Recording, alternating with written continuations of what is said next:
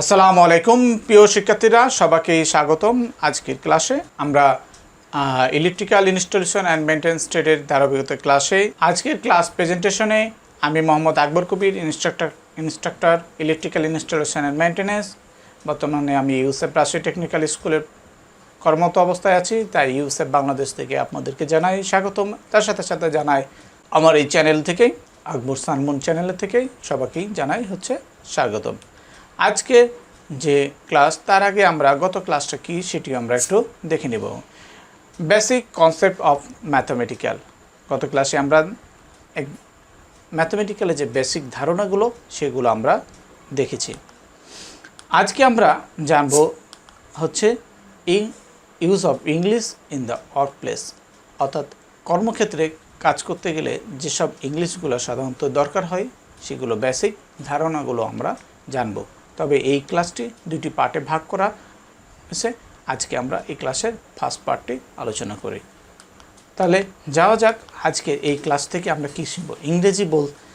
ইংরেজি কী তা জানতে পারবো। আমরা জানতে পারবো ইংরেজি বর্ণমালা কী তা জানতে পারবো, রোমান সংখ্যা কী জানতে পারবো, ইনওয়ার্ড কী জানতে পারবো, আনুষ্ঠানিক অভিবাদন কী জানতে পারবো, সপ্তাহের দিন কী জানতে পারবো, মাস সম্পর্কে জানতে পারবো, সেশন কী জানতে পারবো, সম্পর্ক কী জানতে পারবো, রিলেশন সম্পর্কে জানতে পারবো, আকৃতি সম্পর্কে জানতে পারবো ও অশ্বপে ব্যবহৃত টুল সম্পর্কে জানতে পারবো।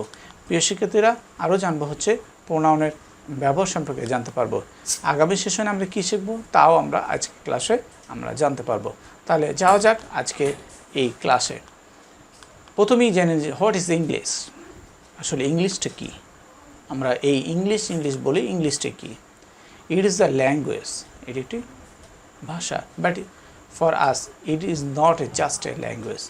It is also a very important tool and powerful. Often it is a necessary skill for our life and success in this 21 century. অর্থাৎ এই ব্যবহারে পরিচালিত আছে। তাহলে আমরা এই একটু দেখে দিই। এটি একটি ভাষা, তবে আমাদের জন্য এটি কেবল একটি ভাষা নয়, এটি একটি খুব গুরুত্বপূর্ণ সরঞ্জাম এবং শক্তিশালী অস্ত্র।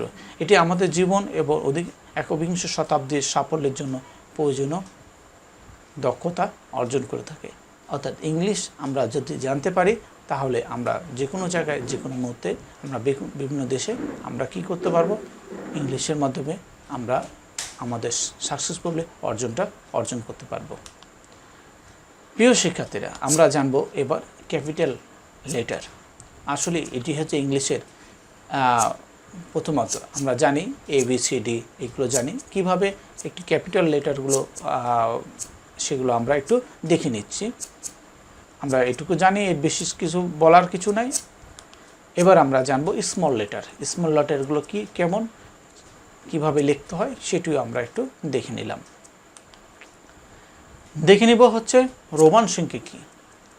রোমান সংখ্যা হচ্ছে সংক্ষিপ্তভাবে অক্ষরের মাধ্যমে অর্থাৎ বা ABCDর মাধ্যমে যেটা আমরা লিখে রাখি সেইগুলো আমরা কিভাবে লিখতে হবে সেইগুলো আমরা একটু দেখে নিচ্ছি। 1 দাগ, 2 দাগ, 3 দাগ এবং একের সামনে V দিলে কেমন হয় সেভাবে এই রোমান সংখ্যা। এবং 10-এর উপরে কীভাবে লিখতে হয়, তারপরে হচ্ছে 100 হলে কী লিখতে হয়, তারপরে হচ্ছে 200 হলে কী লিখতে হয়, 300 হলে কী লিখতে হয়, 400 হলে কী লিখতে হয়, 500 হলে কী লিখতে, 600, 700, 800 এবং 900, 1000 এবং 1001 হলে আবার কী লিখতে হয় সেগুলো আমরা একটু এই রোমান সংখ্যাতে আমরা দেখে নিলাম। প্রিয় শিক্ষার্থীরা, আমরা এবার হচ্ছে নাম্বার সম্পর্কে জানব। আমরা কি বলছে ইংলিশে যে 1, 2, 3, 4 বা 1, 2, 3, 4, 5, 6, 7, 8, 9 এভাবে 100 পর্যন্ত আমরা নাম্বার। এছাড়া আমরা একটু জানতে পারবো 0 কীভাবে লিখতে পারে, 1 কীভাবে লেখে, 2 কীভাবে লেখে, 3, 4, 5, 6, 7 অর্থাৎ এখান থেকে শুরু করে 900 পর্যন্ত 110 মিলিয়ন পর্যন্ত এখানে লেখা আছে। আমরা এই স্লাইডটি বা এই ক্লাসটুকু দেখে আমরা সহজেই লিখতে জানতে পারবো। এই ইংলিশ ক্লাসে আমরা এই অক্ষরগুলো আমাদের যে কাজের কর্মক্ষেত্রে আমাদের এগুলো খুবই প্রয়োজন হয়ে থাকে। অর্থাৎ আমরা তখন এগুলো অবশ্যই এই সম্পর্কে জানব বিস্তারিত। আমরা একটি মজার জিনিস হচ্ছে যে আমরা যদি 1 2 3 4 5 6 7 8 9 পর্যন্ত আমরা ভালো করে জেনে নিই, তারপরে 10, তারপরে 20, 21, 22, 23 বা 30, 31, 32, 40, 41, 51, 52, 60, 61, 70, 71 এবং 80, 81, 2, 3, 90, 91, 2, 3, 100, 101, 102, 100 এভাবে আমরা কি অক্ষরের সাথে মিলিয়ে সহজে আমরা এই ইন ওয়ার্ডসগুলো আমরা লিখতে পারবো। প্রিয় শিক্ষার্থীরা, এই ছিল এবার আমরা ফর্মাল গ্রিটিং কিভাবে আমরা একজনকে স্বাগতম জানাই, আমরা সালাম দিই, আমরা ইংলিশে কিভাবে বলবো good morning, good afternoon, good evening, good night. আমাদের সময়ভিত্তিক সকালে যখন আমরা বলি সেটা হচ্ছে গুড মর্নিং, 12টা পর্যন্ত আফটারনুন অর্থাৎ 12টা থেকে পর্যন্ত, তারপরে গুড ইভিনিং 5টা থেকে 10টা পর্যন্ত, তারপর গুড নাইট রাত 10টা থেকে আমাদের সকাল পর্যন্ত, এটাই হচ্ছে গুড নাইট। এভাবে আমরা বিভিন্ন ফর্মাল গ্রিটিংয়ে আমরা সম্বর্ধনা দিয়ে থাকি ইংলিশের ক্ষেত্রে। আবার আমরা এবার জেনে নিব হচ্ছে ডে অফ দ্য উইক, অর্থাৎ এক সপ্তাহে আমরা 7 দিন বলে থাকি। এই 7 দিনটা আসলে কিভাবে, সেটা হচ্ছে ইংলিশে কিভাবে হয়, সেটা হচ্ছে যদি বলি Monday, Thursday, Tuesday, Wednesday, Thursday, Friday, Saturday, Sunday.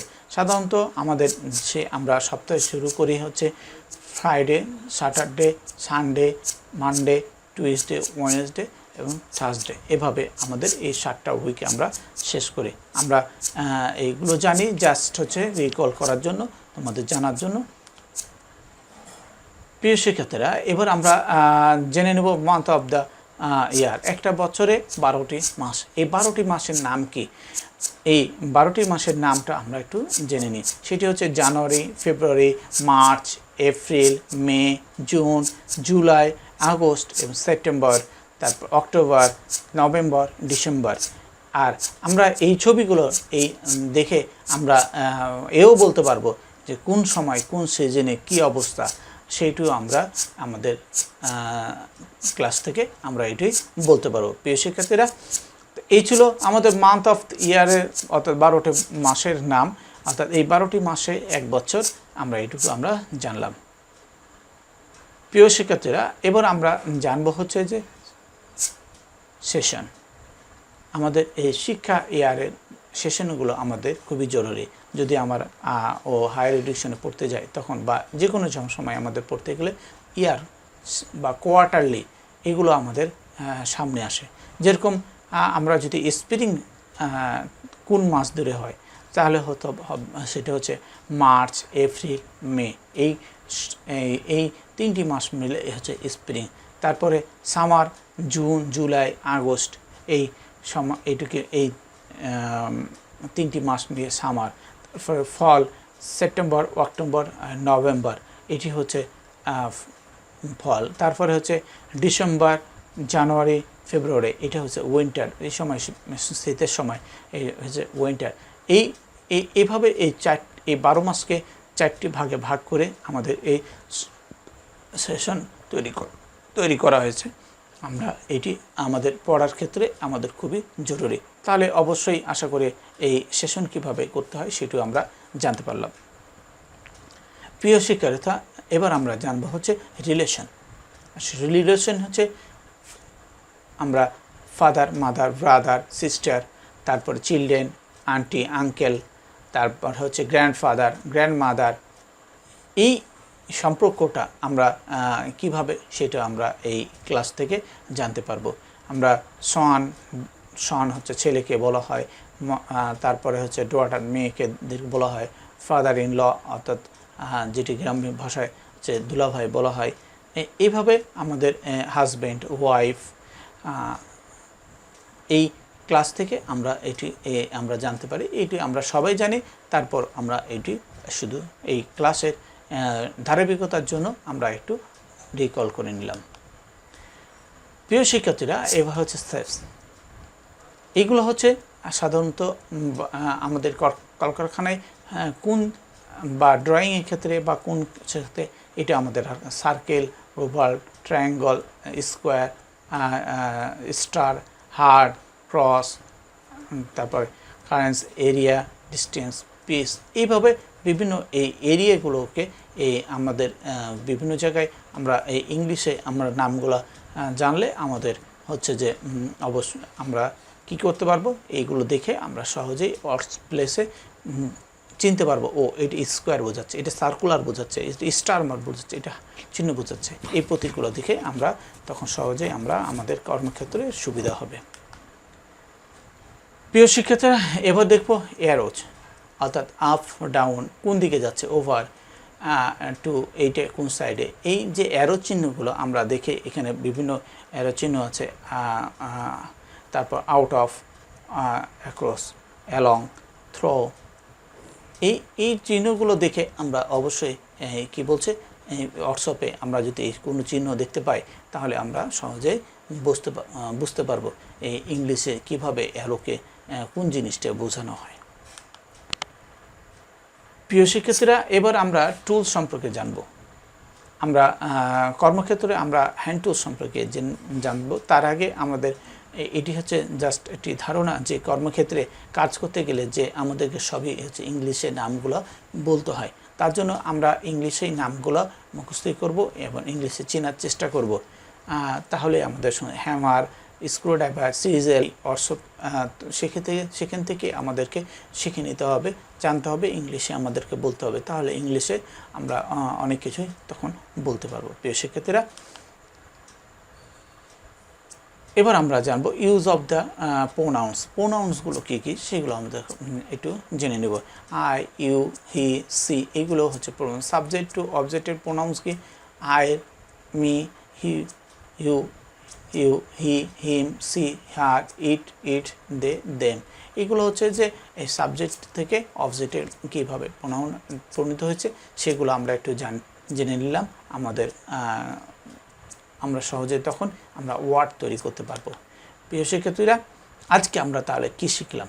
আজকে আমরা জানলাম ইংরেজি কি তা জানতে পারলাম, আজকে ইংরেজি বর্ণমালা কি তা জানতে পারলাম, রোমান সংখ্যা কি তা জানতে পারলাম, ইন ওয়ার্ড কি জানতে পারলাম, আনুষ্ঠানিক অভিবাদন কি জানতে পারলাম, সপ্তাহের দিন কি জানতে পারলাম, মাস সম্পর্কে জানতে পারলাম, সেশন কি তা জানতে পারলাম, সম্পর্ক কি তা জানতে পারলাম, রিলেশন সম্পর্কে জানতে পারলাম, আকৃতি সম্পর্কে জানতে পারলাম, হোয়াটসঅ্যাপে ব্যবহৃত টুল সম্পর্কে জানতে পারলাম, প্রোনাউনের ব্যবহার সম্পর্কে আমরা জানতে পারলাম।